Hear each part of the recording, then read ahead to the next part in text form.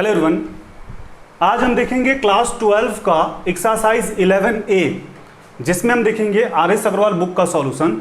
और इस क्वेश्चंस में हम देखेंगे एप्लीकेशन ऑफ डेरिवेटिव्स से रिलेटेड क्वेश्चंस, जिसमें एक्सरसाइज 11A का क्वेश्चन नंबर 10 यानी क्वेश्चन नंबर 10 से कंटिन्यू करेंगे।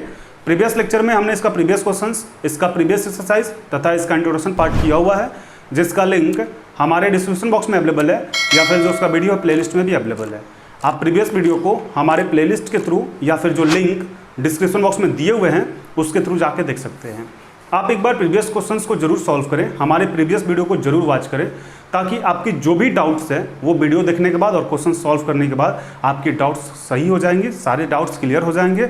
और उस बेस पे जब आप इस क्वेश्चंस को करेंगे तो आपको काफ़ी ईजी तरीके से समझ में आएगा और आपको मज़ा भी आएगा। इसलिए आप एक बार प्रीवियस वीडियो को जरूर वॉच करें। स्टार्ट करते हैं इस वीडियो को।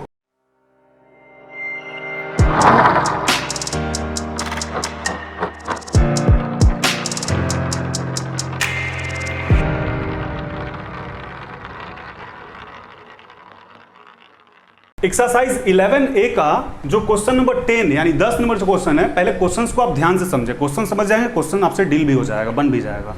तो पहले क्या बोला जा रहा है? बोला जा रहा है कि a stone is dropped into a quiet lake and wave is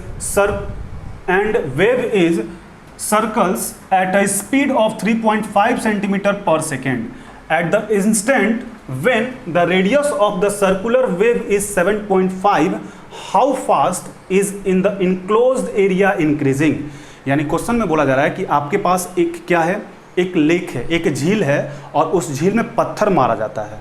जब आप पत्थर को झील में मारेंगे तो उससे क्या होगा, उससे वेव बनता है। तो जो आपका वेव बन रहा है पत्थर मारने के बाद, जो पत्थर आप जब मार रहे हैं तो उससे जो आपका वेव बन रहा है वो 3.5 सेंटीमीटर रेडियस के हिसाब से उसका जो रेट है वो वेव का बढ़ रहा है। तो आपसे बोल रहा है कि इंस्टेंट उसी समय जब उसका रेडियस 7.5 सेंटीमीटर के हिसाब से जब इंक्रीज करेगा तब उसका एरिया क्या होगा, उसका इनक्लोज्ड एरिया क्या होगा। तो क्वेश्चन समझ में आ गई आपको? क्वेश्चन यही है कि झील में जब पत्थर मारा जाता है तो जो उससे वेव निकलता है, जो उससे धारा निकलती है, वो धारा का रेडियस जो है 3.5 सेंटीमीटर के हिसाब से इंक्रीज कर रहा है। और इंस्टेंट उसी समय जब वो रेडियस आपका 7.5 सेंटीमीटर इंक्रीज कर दिया जाए, 7.5 सेंटीमीटर कर दिया जाए, तो उसका जो एरिया है वो कितना इनक्लोज्ड एरिया इंक्रीज करेगा, ये आपको बताना है। तो सबसे पहले पिक्चर में देख लेते हैं। ये मान लीजिए आपके पास जो वेव है, वेव ऐसा निकल रहा है जिसका रेडियस कितना है, जिसका रेडियस r है। अब इसका जो वेव है वो आपका बढ़ रहा है ना 7.5 के हिसाब से, तो ये आपका जो मान लीजिए वेव है ऐसे, ठीक है। अब वेव को हम डॉटेड लाइन से ही दिखा देते हैं। ये हो गया आपका वेव। ये आपका वेव कितना से बढ़ रहा है? ये आपका जो वेव है वो 7.5 सेंटीमीटर के हिसाब से बढ़ना चाहिए, 7.5 सेंटीमीटर के हिसाब से। अब आते हैं क्वेश्चंस पे, सॉल्यूशन।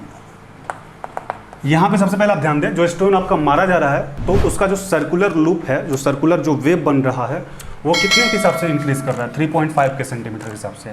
यानी यहाँ पे क्या हो जाएगा, dr/dt equal to 3.5 centimetre per second, ठीक है। dr/dt equal to 3.5 centimetre per second. हमें निकालना क्या है? हमें निकालना कि how fast is the enclosed area increasing, उसका इनक्लोज्ड एरिया निकालना है। तो एरिया को हम क्या बोलेंगे, dA बोल देते हैं, dA/dt, ठीक है। A क्यों? A for area. अब dA/dt उसका रेडियस कितना होना चाहिए? रेडियस आपका होना चाहिए 7.5 सेंटीमीटर, यानी at r equal to 7.5 centimetre equal to what. Question जो दिया था, जो चाहिए वो सारा हम फाइंड कर चुके हैं। अब बस इसे सॉल्व करना है। तो सॉल्व कैसे करेंगे? We know that area of wave लिख दें या सर्कल, दोनों लिख सकते हैं। एरिया ऑफ वेव ही लिख देते हैं। और वेव आपको दिया हुआ कि वेव किस फॉर्मेट में है, तो सर्कल्स फॉर्मेट में है। या एरिया ऑफ सर्कल भी कहेंगे तो कोई गलत नहीं होगा, वेव भी कहेंगे तो कोई गलती नहीं होगा, क्योंकि वेव सर्कुलर लूप में ही बन रहा है। तो area of wave equal to क्या हो जाएगा, πr²। ये तो हमारा फॉर्मूला होता है। और एरिया को हम क्या बोले हैं, एरिया को ए बोले हैं इक्वल टू πr²। अब इसको सॉल्व करते हैं।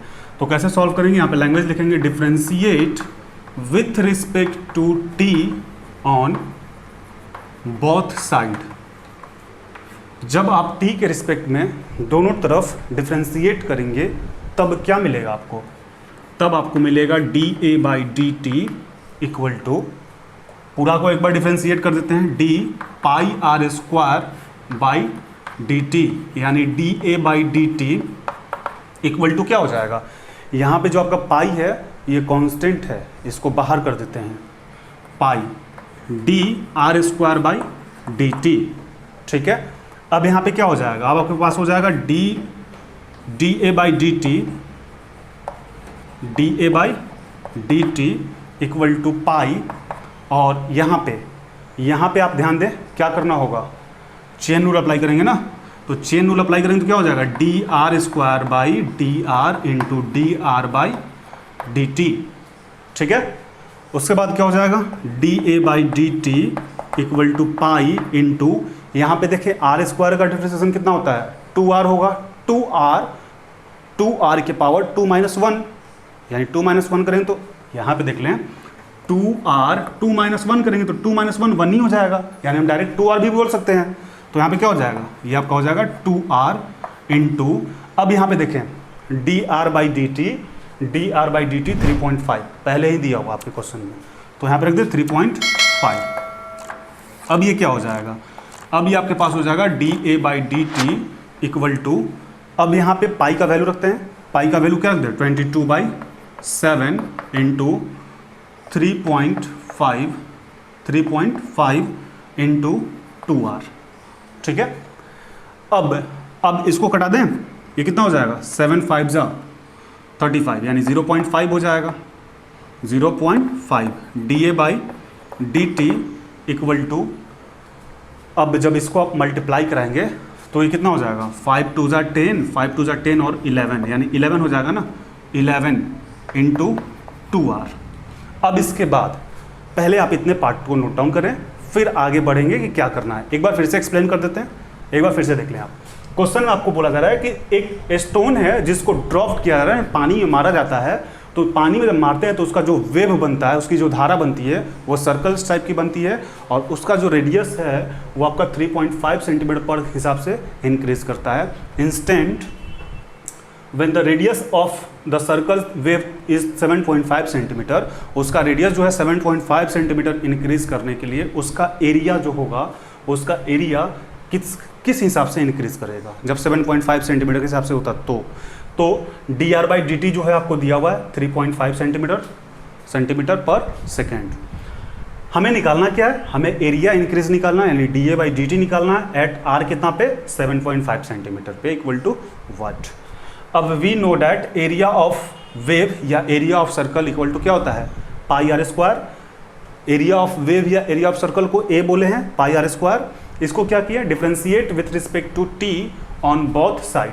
जब दोनों तरफ आप टी के रिस्पेक्ट में इसको डिफरेंशिएट करेंगे तब कितना हो जाएगा? तब आपके पास हो जाएगा ए का dA by D T equal to d, एक बार पूरा का pi are square by D T.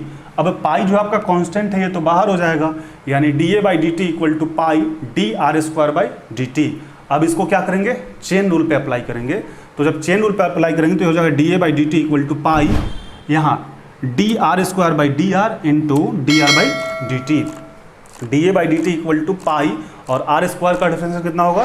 2r into D R by D t. पहले निकाल रखे हैं 3.5, ये आपके क्वेश्चन में ही मेंशन है, निकाले नहीं है। dA बाई डी टी कितना हो जाएगा? पाई का वैल्यू 22/7, 3.5 इंटू 2r। अब 7 से 3.5 को जब आप डिवाइड करें तो 0.5 होगा। ठीक है, dA बाई डी टी 22 को 0.5 से मल्टीप्लाई करेंगे तो 11 हो जाएगा इंटू 2r। तो इतने पार्ट तक आप नोट करें, फिर आगे बढ़ते हैं। तो प्रीवियस स्लाइड में हम यहाँ तक देख चुके थे, यानी dA बाई डी टी जो था 11 इंटू 2r था। अब इसके बाद हमें सॉल्व करना है, तो इसके बाद कैसे सॉल्व करेंगे? यहाँ पे पहले लिख देते हैं dA by D T equal to कितना था? 11 इंटू 2r, यही आया था ना जी। अब ये क्या हो जाएगा आपके पास? ये हो जाएगा dA बाई डी टी आपका इंक्रीज करेगा कितना के हिसाब से? At r equal to 7.5 centimetre के हिसाब से। तो ये कितना हो जाएगा? 11 2 जा 22 मल्टीप्लाई 7.5, या फिर इसको ऐसे कर लेते हैं 11 इंटू 2 ही छोड़ देते हैं, कैलकुलेशन आसान हो जाएगा। 11 इंटू 2, और r का वैल्यू कितना है? r का वैल्यू है 7.5, 7.5, ठीक है। अब क्या करेंगे, अब आपके पास हो जाएगा 7.5 को 2 से मल्टीप्लाई कराएंगे। 7.5 मतलब 7.5 मतलब 7.5, 7.5 में 2 से करेंगे तो 15 हो जाएगा। तो 11 मल्टीप्लाई 15 और 15 को 11 से मल्टीप्लाई करेंगे तो कितना हो जाएगा, ये आपके पास हो जाएगा 165। और निकाल रहे क्या रहे थे, एरिया निकाल रहे थे। यूनिट क्या था, सेंटीमीटर में, यानी सेंटीमीटर स्क्वायर पर सेकेंड, यही आपका आंसर हो जाएगा। तो बहुत ही आसान क्वेश्चन था, एक बार फिर से बता देते हैं। प्रीवियस स्लाइड में हमें यहाँ dA/dt equal to 11 into 2r तक काम किए थे, इसको एक बार फिर से लिख दिए हैं। फिर dA/dt eight r equal to 7.5 पे आपको फाइंड करना था, तो ये क्या किए, 11 इंटू 2 ऐसे ही छोड़ दिए और r के जगह पे 7.5 रख दिए। 2 में 7.5 से मल्टीप्लाई कीजिएगा तो 15 हो जाएगा, यानी 11 मल्टीप्लाई 15, और जब इसको आप मल्टीप्लाई करेंगे तो 165 सेंटीमीटर स्क्वायर पर सेकेंड। अब आप इसको एक बार नोट डाउन कर लें।